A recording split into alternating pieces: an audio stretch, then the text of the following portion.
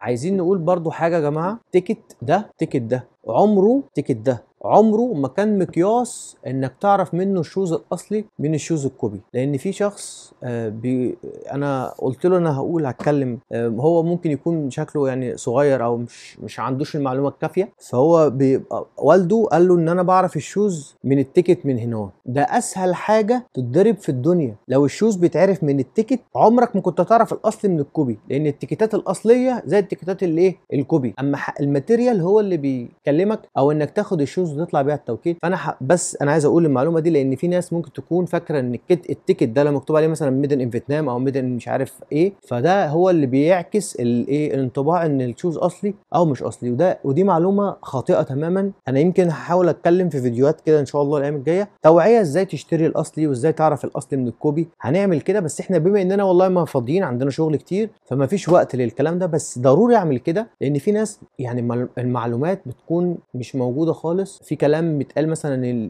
اللي يقول لك ايه، بص الاختام، بص الاختام، بص الاختام. بشوف الكلام ده على التيك توك وعلى الفيسبوك ببقى مصدوم، وفي ناس بتصدق ان الحاجات دي اصليه وغصب عنهم. فاحنا طبعا بنبيع اصلي، مش محتاجين خالص ان احنا نوصف لحد، بس في ناس عندها معلومات خاطئه من ناس تانية فهنوضحها لكم الايام الجايه ان شاء الله. عايزين نقول برضو